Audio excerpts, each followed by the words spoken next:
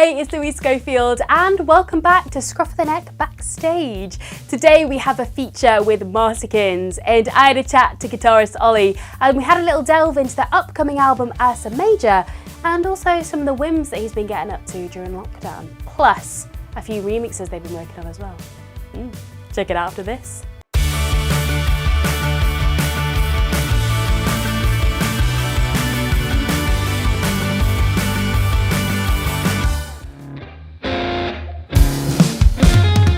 Marsicans have been making huge strides in the industry over the past 18 months, with their harmony-laden, addictive indie tunes and sold-out headline tour dates across the country, not to mention supporting a range of indie giants from Foals to We Are Scientists and plays on some of the UK's biggest TV shows. There is no end to the achievements that this band have under their belts already and continue to do so. Marsicans are rising fast, and with debut album Ursa Major on the way, it's set to be another exciting journey to follow. Hey, it's Louise Schofield and I'm now joined with Ollie from Marsicans in lockdown. How are you? I'm really good, thank you. Yeah, the start of the week's always good. Yeah. It was a strong start. On to Tuesday now. We're just gonna keep busy. Power on through, that's the way to go. And how has lockdown been treating you? How's it been for you? Pretty good, pretty healthy actually. Like I found plenty of time to actually cook decent meals and like eat regularly, like at the right times of day, which is something I don't usually do. And like just daily exercise, when you'd like find yourself on Instagram and people are just bragging about doing exercise all the time. Yeah. And I used to be thinking like, who has time to do that? But I'm one of those people now. I'm out running. I do some stretches. Yeah. Are you posting your like how far you've ran? Are you going that far? Yeah. Yes. I've kind of like adding it all up, so I know that at the end of the lockdown, and I'm gonna like compare it to say from Leeds to I don't know France, and I'll see how far I've run. See if you've made it. And if it's not impressive, I'm just gonna use some other analogy that sounds impressive. Yeah, for the most part, it's been all right. Like I think it's like a once in a lifetime opportunity. To sit down and do stuff. Yeah, just to get stuff out of your system, like Running. I've just got better at cooking and baking and stuff. Oh, are you going to start getting into that? Is that going to be start on the merch store? You're going to have like some cakes? My life's going to go back to normal as soon as it can do. But at least I know that I've fulfilled certain kind of like itches that I thought I might be able to do. You've ticked a few of the boxes. But in terms of a music sense, it's pretty disastrous, really. Have you been able to do any writing while you've been on lockdown, or has it been quite difficult to do it? Obviously, you're all in different places, aren't you? It's picked up in the last week. I think James and Rob from the band were quite quick to start writing. Kale's been doing remixes. Nice. But I didn't have a guitar for a while. I've got one now, and so it's kind of picked up again. Hence why I've just been on GarageBand doing a hip hop beat. I mean, it's good. It's good. I mean, are we going to be hearing this? Is this going to be coming out? No, probably won't be light of day. There are a few of these kind of things on the album that's coming out. There's like a few interludes, and that's where me and Kale just got a chance to just piss around between, like at lunchtimes at rehearsal and stuff. And they've made it onto the album somehow, so that's quite good. But the rest of my sort of musings never really see the light of day. One day you'll release a B-sides and it'll be all of these tracks that we've never heard and be like, this is a different side of Marsicans. Not heard of this. Yeah. I think that's actually what's happening right now. I think everyone's just going in such polar directions. Just experiment your way through, innit? The next thing we make is probably going to be quite different. That's it. Never also, know. it's going to prove that we don't need to be in the same room together, which sometimes helps. I think if one thing lockdown has proved, it has proved that we can all communicate through a computer even more. So that's good. But I like how you've been carrying on your Woeful Joke Wednesdays. I'm liking that. You're keeping up the happy times. Basically just a good way of everyone just sort of pinpointing where they are in the week. Yeah. With a crap joke. I think everyone kind of could do with that, halfway through the week. Well, you all need a good joke. And I've stopped reading them. hey, Really not on with bothered. it. Just see that picture, and I just think, "Well, there's no point." In fact, I made that picture of all the Kales overlapping each other. I made that like a couple of years ago, and I was gonna edit it so to space them all out, like in a social distancing one that was like appropriate. But all those Kales just 2 meters apart. Yeah. We'll not go around to that. Okay. After you've baked your cakes, you maybe get onto it. It's Point. another on the list.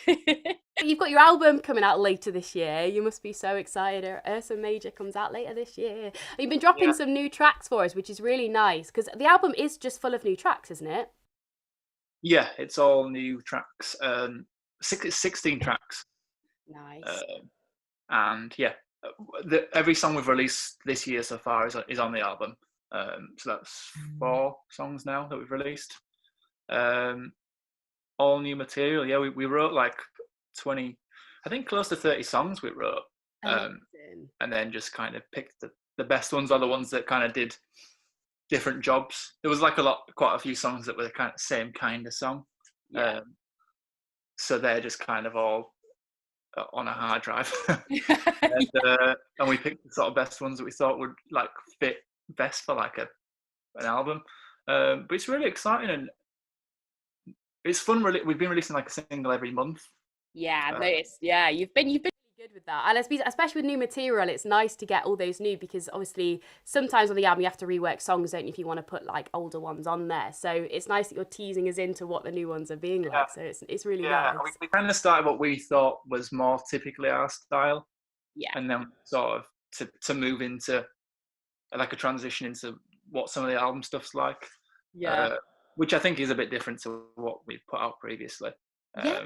Each time a single comes around, I've not listened to the song for a while, so it's nice on release day to just to play it and think, oh yeah, I like that bit in the song. Yeah, it's nice for you guys because obviously you guys sit on these songs for a while. So if it is some of the older ones that you rework, you've had those for such a long time. It's quite nice for you to have a fresh ears on your own stuff that you've just done. So. The recent single, actually, "Summer in Angus," we released. In the early days, it was just getting kicked around, kicked down the road, and everyone like, "Well, come back to that." Yeah. But so that's been fun. It's been fun to like actually put that out. It is nice to get some of the older ones on the album because they're the ones that when you've written them in the beginning, it's nice to get, especially when you debut album, because it's kind of special tracks then, isn't it, that you've had for a while and you're birthing into the world. Yeah. We were quite conscious about like when bands have been like it's only our debut album, but we've been around for quite a few years, just like putting out singles and EPs. Yeah. And when bands do that and then they put out an album and it's like 8 songs of it are what you've already heard. Yeah. It's great that the album's out, but you find it a bit like, oh well, I wish there was some newer stuff. And we were quite conscious of that, so we're just like, well, let's just do it all new. And then no one's going to complain. Yeah, that's it. Yeah, you can't because it is all new, which is nice. But you've worked with Mickey Dale for like a long time. Has he been someone that's worked with you and produced your tracks from the start? Yeah, from the very start. I think we met him through some sort of local Leeds competition, like a Battle of the Bands type thing. He was involved in judging. He's the keys player in a band called Embrace. Yeah. So, and he lives in Bradford, which is very close to us. And we've recorded everything in his basement, which is kind of slowly like being upgraded over the years. Like it's got better gear and. But he really knows. We did actually try working with a few different people along the way, like looking into the album. Yeah. But no one really kind of got it as much as Mickey did. And also we felt so comfortable with him. If you're going to be like spending so long together and have such kind of intense conversations and stuff, you kind of need to you need to get on with them as like a really good friend as well. So like there were never really any other option to do the album with. But he's great, a really great guy, really amazing producer, and very articulate kind of. He can describe sounds and stuff in a way that none of us really can, or like think of analogies for it to picture things really well, which is often either really convincing or really like off-putting. Like if he if he's not into an idea, he can quite quickly make it sound like the worst idea ever, We're not doing that. which is quite a good Yeah. skill. Sometimes you need someone to tell you though, don't you? And then you're like, okay, yeah, I kind of can Yeah. see that. Yeah. But that's great for him to kind of see you grow and then have this debut album as well. So it's nice for him to be at the start and go, and that you've stuck with a producer that works. I think that is really nice. Yeah, I think it's his first album that he's produced as well, so I think it's kind of like a first for him as well. So it's like a Yeah. shared thing there, and it being our first album together. Oh, that's nice. That's nice. Little milestone for you all. That's good. Yeah. And Can I Stay Here Forever Part 2? I really, really like that track. Because is that an older one that's on the album as well? It's born out of a very old song. Can I Stay Forever Part 1? Oh yeah, we never was seen out, that one. like really early days, and it was a track that we put on SoundCloud. Oh Um, right. It was just like a free download. I think we put it on like a free download for anyone who signed up to the mailing list. Yeah. And this was, I reckon, it was about 2015 or 2016. But the song was released online anywhere, like streaming wise.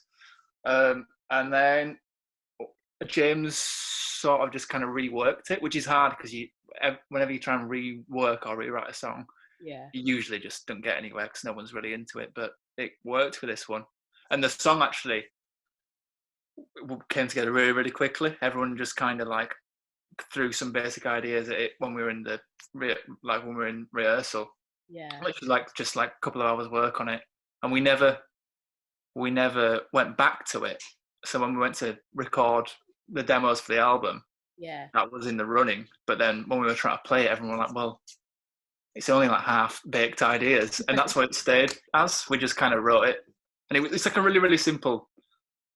It was just a simple way of recording it, but it was great. And it also, we felt like it was like quite similar because it was like based off an old song. It was quite quintessential Marsicans in a way, so we thought it was a good one to start with. Can I stay here forever? These people are moving but not together. I'd like to see how we move for the best. No fighting or screaming to get above the rest. Say that we're losing our minds. Can you stay here forever? We'll still go and play out despite the weather. Yeah, and reworking it a little, but that's it. But it's quite nice for you to see how the song began and how you reworked it into the sound as you developed as well. So that's quite a nice thing for you guys to play around with, which is nice. I saw James did an acoustic version of it as well, and I think that is what is so good about all of your tracks is all of them can be stripped back, and that's why the songs are so strong, because you can strip them right back and change the arrangements of them, which is really nice. So do any of them start back a little bit stripped back, or are they all sort of, or does it vary from track to track? I think they do. I think when either James or Rob usually brings, like, if it's like a fleshed out like lyrics and melodies kind of vibe, Yeah. they've either usually played it like on a piano at home or an acoustic or whatever. So I think they usually do start just sort of bare bones, which probably helps. In fact, some of the songs that start with kind of more like techie gear involved in the first instance are quite sometimes the harder ones to strip back down because you rely on like some synths that do something, so. But I think we are quite lucky that a lot of the songs work that way, especially right now. Yeah, you're loving them right now. That's it. But Juliet, I mean, that is a fat tune. I love that one. It's so big. It's been stuck in my head for a long time as well. I mean, I know it's about overthinking, so it does what it says on the tin because it's in my head. So yeah, that's kind of like the lead. Well, it was kind of the Juliet has a lyric in it which is "It's time for a curtsy, Ursa Major." So that's what the album comes from. yeah. So that was like James's big pitch. It was like the album's going to be called Ursa Major because it's in Juliet, and we all knew that Juliet were a good song, like a banger. So Yeah. we were like, well, can't really argue with that. We'll do it. But I think his thinking with that was just like, it's just the overthinking thing is just like you kind of wait around enough thinking about how a situation might play out, or whether it might fail or whatever. And you just stop yourself from actually just going ahead and doing it. And that's kind of how we were feeling with the album. Like, we all wanted to get an album out, but we didn't think we had the right stuff in place or whatever. Yeah. Or you look at, people, like, we didn't have as big following as a lot of other bands or whatever. But we were just like, well, what else are we going to do if we don't put an album out?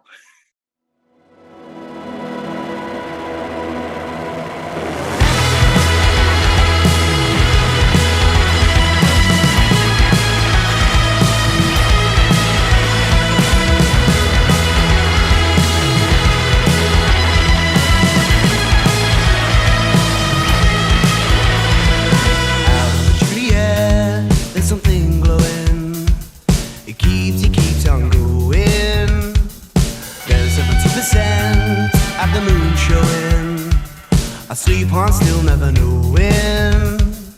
Out of Juliet, I remember the times we've spent together. It's time for a curtsy of some major. I've seen but I can't be yours. Tomorrow I'll figure it out. I'm overthinking this. I'm trying hard not to get out.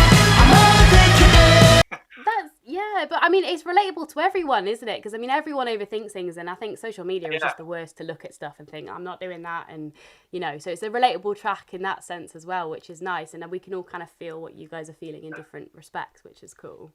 That's quite a big theme on the album. There's a lot of that kind of like kind of an anxiety type thing. I mean, we're not overly like pushing that as like this is what it's all about, but I think in the lyrics is usually a theme of just like looking what everyone else is doing and being far too involved in social media and all that kind of stuff, and then you have weeks where you kind of go off grid because you're all in the wrong headspace and stuff. There's a really good song on the album called "These Days," which is kind of like the main kind of song that talks about that. It's just funny because if we released it now, it'd been so funny because the chorus is like, "I don't want to go outside." Oh my god! And that's why we can do. Yeah, I can't make it up. Laugh, don't we? Yeah, that's it. The irony. But I think the last time I caught you guys live was supporting the Academic at Scala. I was chatting to the Academic, and then you guys were supporting. And it's great to see how the audience are reacting to you, because I think the first time we ever spoke was the Louisiana in Bristol in 2017, I think. Yeah, so it was a while ago. Yeah. So it's great. Yeah, it's mad, and how the fans that you've got are incredible. Like, they all really invest in your music and they love to go wild at your gigs, and you can see that. And it's nice that you kind of put that into the Sunday video, and you can kind of see as a band, it's like a big feeling coming out of it, and I thought that was really nice.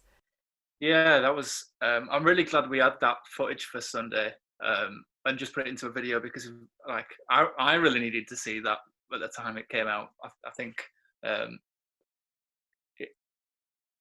it's just such a great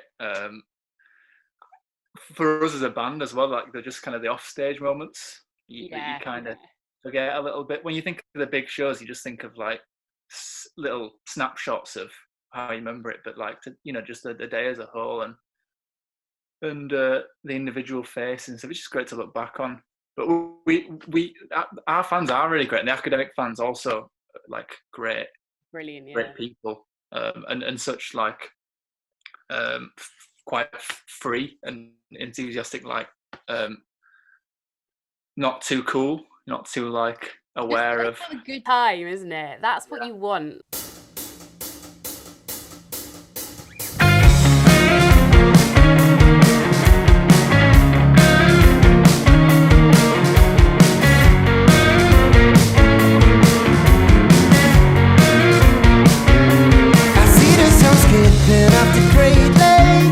My ears are popping and my feet quake. I want to write my own history.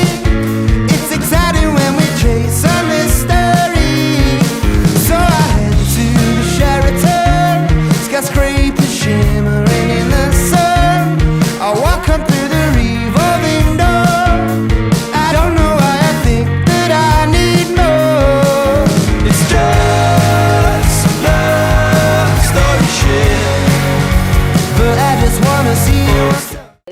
Major comes out in August, isn't it? Yeah, it's 14th of August. 14th. It was going to be out this month originally, but we pushed it back. And I don't think we can really keep doing that. Just yeah. So that's great. And we got a test pressing like this month as well, which I have here, which I listened to like a couple of weeks ago. So that's fun. Like even though this is all going on and people can't really leave the house, it's cool that they can still deliver a test pressing. I can still like get. I can still listen. Yeah. We've got some funny kind of like stuff we've been working on that's going to probably see the light of day this week or next week. Made a home recording. Like it. Some of our favourite pop tracks. But that's been good. It was just a bit of fun. Because I think that's the main thing. I mean, like, we've put like the singles out and did the serious bit, but I think it's important for us and everyone else to just see people having a bit of a laugh. Oh yeah, you've got to, haven't you, this time? You just got to have a little bit of a lull about. Yeah. Ollie, thank you so much for chatting to me, and it's going to be good. It's going to be nice. It's coming out in the summers. People can get it on and get listening to it, which will be really nice. And it's, they're all really big tunes for what you've released so far. So I'm looking forward to hearing the rest. It all sounds very big, so it's exciting for you guys as well. Thank you, Louise. I'm overthinking this. I'm trying hard not to get out. I'm overthinking this. Tomorrow I'll figure it out. I'm overthinking this. I'm trying hard not to get out. I'm overthinking this. Tomorrow I'll figure it out.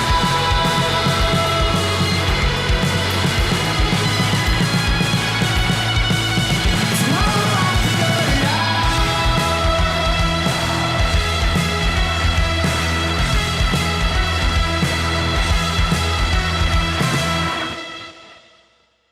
Huge thanks to Ollie there for the catch-up, and make sure you keep your eyes peeled for Ursa Major, their debut album, which comes out on August the 14th, because it's going to be a good one. You need to get your hands on that one for sure. Coming up on the next episode of Scruff of the Neck Backstage, I catch up with pop artist Lucy Deakin, and we have a little chat about what she's been getting up to on her downtime, which includes Mario Kart, which is great, and also how she's been home recording her brand new EP. Honestly, it's cool. It's going to be good. See you next time.